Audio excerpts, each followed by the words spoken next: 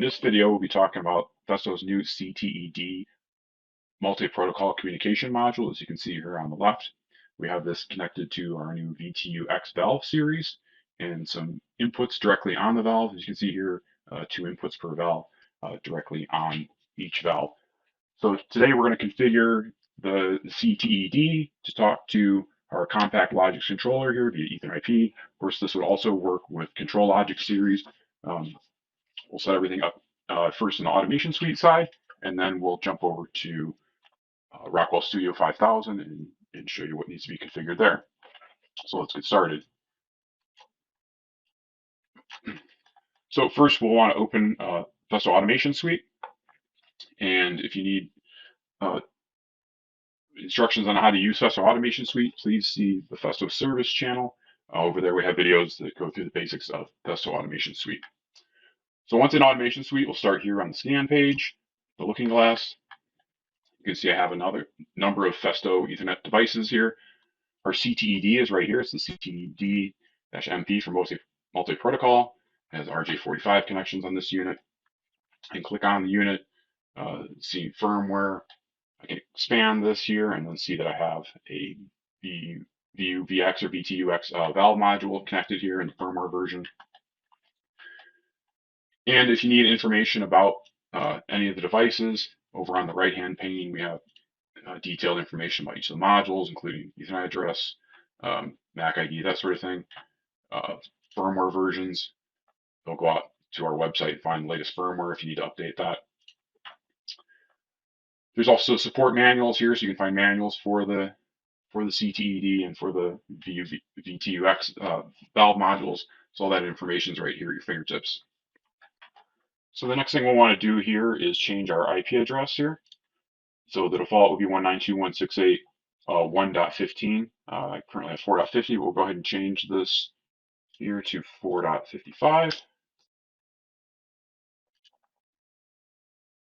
It's telling you that it must reboot the module for the new network address to take effect. Let's give it a second here to reboot. Now you can see it's 4.55. We'll go ahead and plug the PLC back in. So now that we have the IP address, we can go ahead and add the CTED to our project. We'll import topology, so we'll bring in the valve subbases with the CTED. Import the parameters, the default parameters that are loaded currently into the modules. Import successful. So from here now we can go to the home screen where our project is. And here you can see we have the CTED here in the first module, and then we have module 2 is our valves. Go ahead and open the plugin.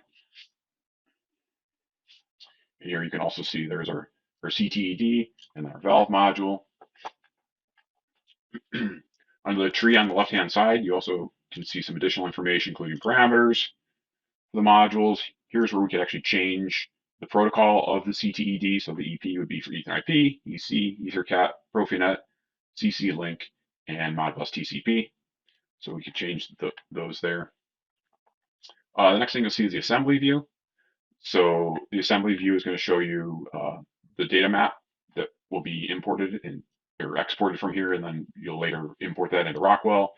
And so you can see for different data types, if you want to use SINT or, for example, INT, you can see what the data map would look like for each of those instances, or for the outputs, you can do the same. Process data, once we connect, we'll be able to see process data. So we'll go ahead and connect here.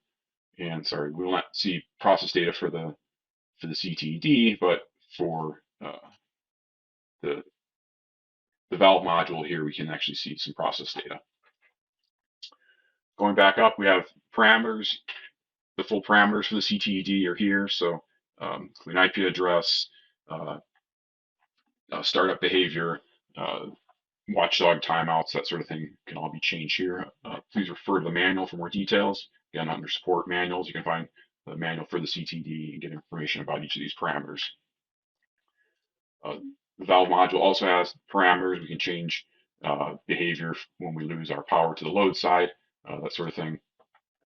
We can change either cycle counters here for each valve coil. We can set points to turn on flags for life cycle or condition counters for the valves. As I said, we've got the process data here for the valves, so I can actually force on valves or look at I/O here.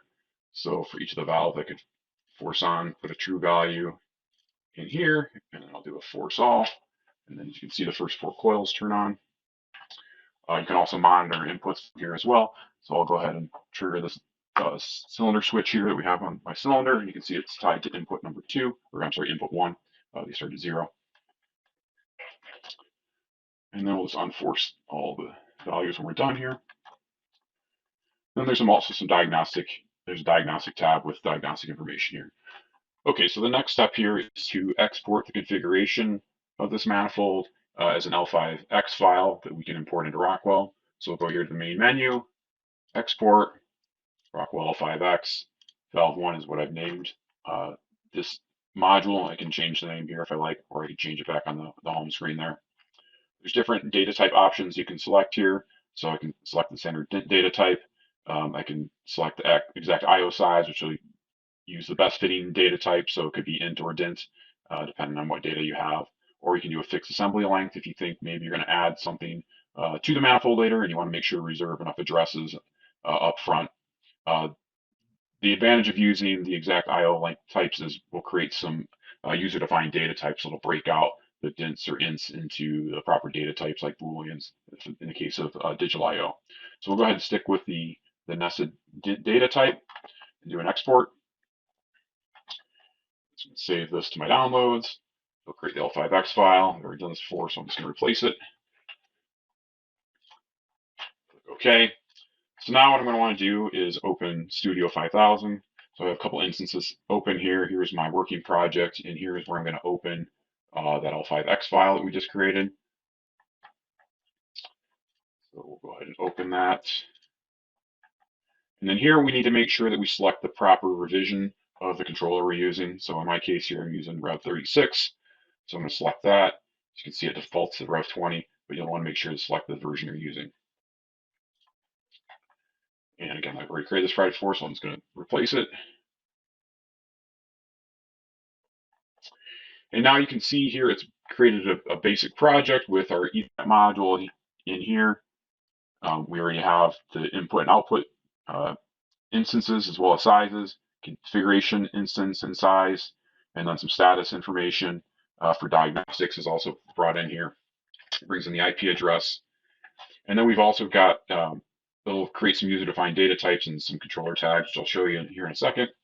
But what we're going to do right now is we're going to take this Ethernet module that we've created and just drag it into our working project.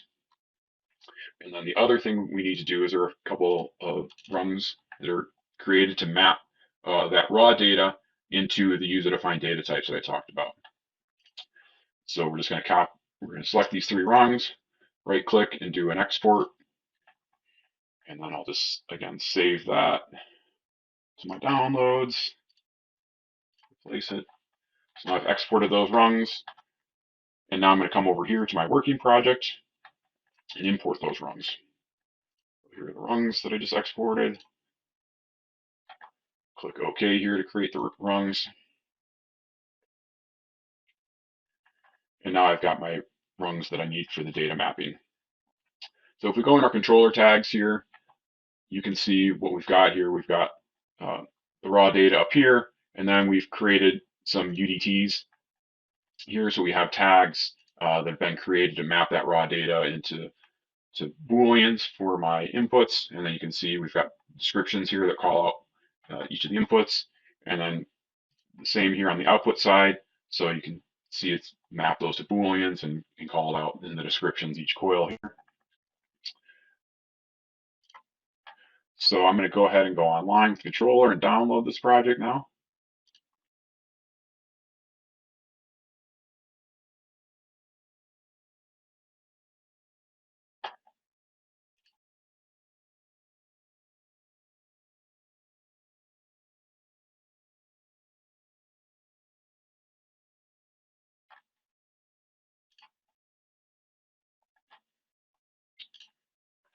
Now I can force on some coils from here. As you can see the video, Here you can see my coils lighting up on the valves. And then we can also see the status of our input here. Additionally, we also have some diagnostic information here that's brought in. So what we can do here is monitor things like under voltage in the power supply. So I'll show an example of that here. We're just going to disconnect the load voltage. You can see I have a flashing diagnostic light on the CTED as well as flashing green lights on the solenoids of the valves. And then on the global diagnostics data here, the third bit here actually indicates that we have a under voltage on the load supply of the valves. Again, you can find more information about this, how this these status bits are broken out. This is binary, so because each of these bits represents something, some sort of diagnostic information. You can find what each of the bits means in the CTED manual. It also tells you here that we have an active diagnostic on this tag. This tag here tells us which module the latest diagnostic is on. So this is module 2, which is the valves. And then this gives me a hex value for the actual diagnostic code. So 106 indicates a value, an under voltage on the load supply of the valves. Again, you can reference that value in the CTED manual. So that's how you connect a Festo CTED multi-protocol module to a Rockwell Control Logics or Compact Logics PLC using Studio 5000.